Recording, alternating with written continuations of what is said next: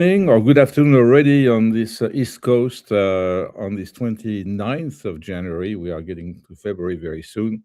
And you welcome here at You Change the World. It's going to be a short one, it's going to be a live one. And just have in mind to first ask you to really register in YouTube, to be a member, to subscribe, to show some interest of participating and coming back and being loyal to this channel because we work on it and we are trying to share with you the experience of coaching and experience of mediation that happens sometimes also. And mainly in these times where it is a lot of uncertainty, and I see with my clients that some questions that are coming now become very new questions, very much we're looking to differentiate, very much looking to also self-identifying what is the best that someone can bring to a leadership position or a leadership influence. And that's really what we talk about most of the time. Of course, there's other aspects of organizational pressure, organizational complexities. Things are not getting simple in some large organizations because sometimes at some point when you reach a certain level or a certain size, you lose a little bit of a grasp of people and understanding at a higher level what's going on really there in the field, right? So that grasp or that vision and that clarity is lacking. And because it's lacking, there's a lack of communication, or sometimes upper management is hiding behind this little ignorance and makes it a little bit more difficult to understand what's going on. And that's communication, transparency, clarity. So sometimes that's challenging. It takes a lot of effort. I said that yesterday to someone to make a short sentence. You're going to have to think about it. And if you write something and you want this to be brief and to the point, but also with style, it's not by using artificial intelligence you're going to reach your goal. It's by thinking how I can convey that message with the right wording, words count, and how do I formulate it? So that's communication. Now, I'm bringing now here situational status of the minute, of the moment, of the day, and this is really what comes up. But what is it that I had in mind to bring today to a conversation with you and ask you to really give your feedback wherever you can. If it's online and on LinkedIn, you have a comment line, on YouTube, the same. So there is really ways to express yourself and give feedback. So one situation that comes pretty regularly, and you know it's something that you are thinking about all the time, is your career. It's just career development.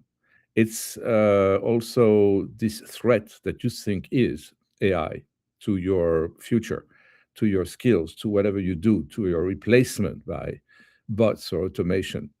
Uh, Totally human to think that way. And each time there's a revolution in technology, and each time something really threatens to replace some kind of competency or what a human being can do, or challenges someone to change skills and learn new skills, that's of course, challenging. It's transitional. You need to have a vision of yourself and project that person that you are in that new position or at that new skills. But I think that people who really get happier in this kind of challenging times are those who have clarity about what they want, clarity about what they're good at and what they would like to do, passionately.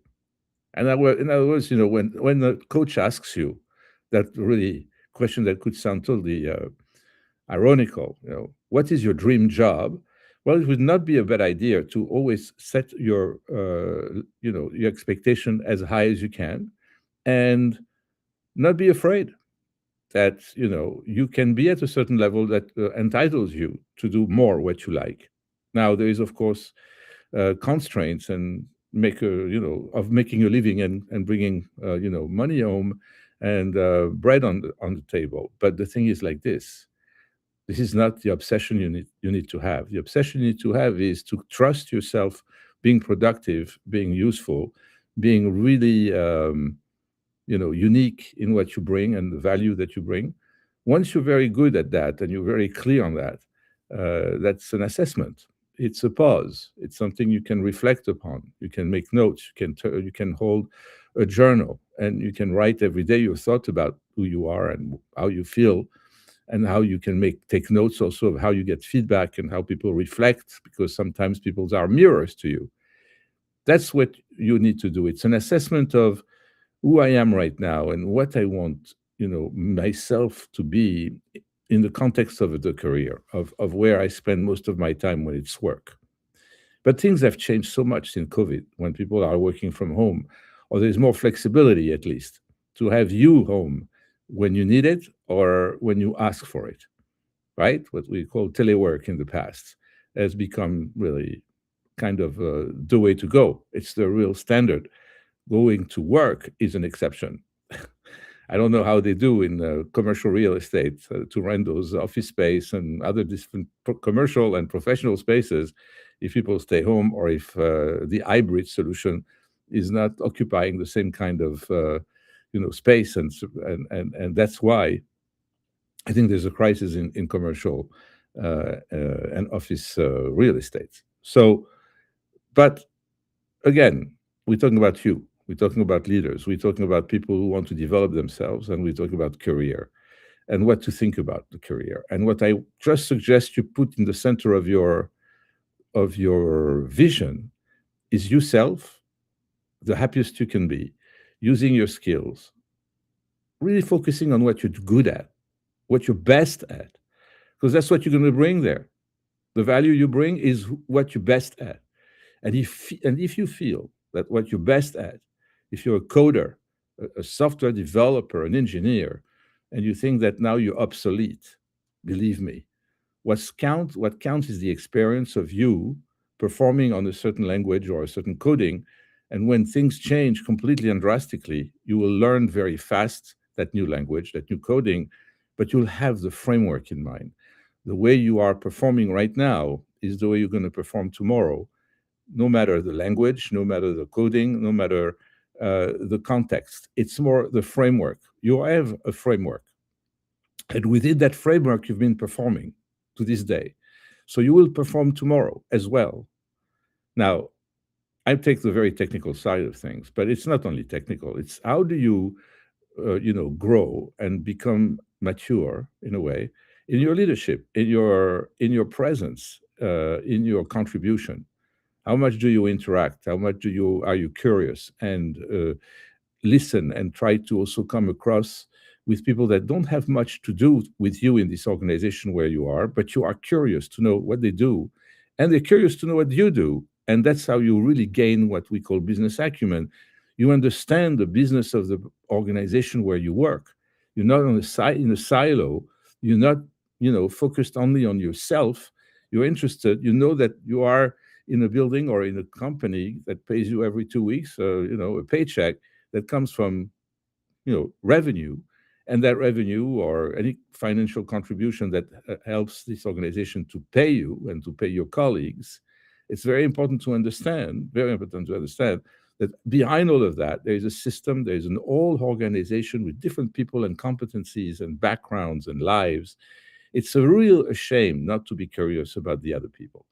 When you go to the cafeteria, which used to be a tradition, right, where you can be a little bit more open and discuss things with people for the first time, network, meet with them, it's the opportunity to show your curiosity and learn things about what they do. And by doing that, when you sit in a meeting, and that's really the most concrete example I can tell you, and you have people at the table that speak about something that doesn't relate to you absolutely directly, but it has to do with the business, it has to do with the company where you work. And because you gain, thanks to your curiosity, this knowledge, those business acumen, because you gain them by yourself, like a self-made man or woman, right? You have that. It's in you now. You know things. Naturally, in this conversation and presence you have in the meeting, you become knowledgeable. You become sometimes even strategic. You have ideas. You share them. You ask good questions because you know it. You're not, on in your world and completely focused on this silo.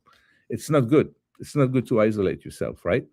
So that's what I'm just saying. Opening up yourself, and if you stay home, do this differently. If it's virtually, assist to meetings, insist that your boss allows you to attend this and that meeting. If it's marketing and you're an engineer, if it's science and you want to talk with a clinical trial team in a pharmaceutical company, if you want to talk to the back of the house in the hotel, for example, operation, and you want to meet with the accountant and with the back of the house, even with the kitchen.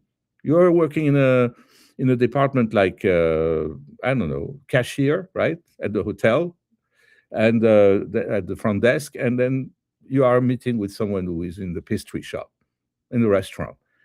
You have nothing to do with each other so much, but you can start understanding that you work in the same organization. You bring your own background again and your own competency and skills, and you perform your profession, but in a community of people, you complement others, and that makes the business work and become efficient and profitable. That's ideal when people are starting to do this and network and interact. You're responsible for that, and that's the point I'm making. Your career is curiosity. Your career is opening up yourself. And your career is about reflecting on what you want to do, what you're passionate about, what you're good at, what you're best at. And also, if possible, if you have a clarity about the dream job you want, try to seek for that at this stage of your life, at this stage of your career, because that dream job can be at the level where you are and meets you right there. Then you've got the dream of your old career or of the next step. So you see all of that as a journey and as a pathway.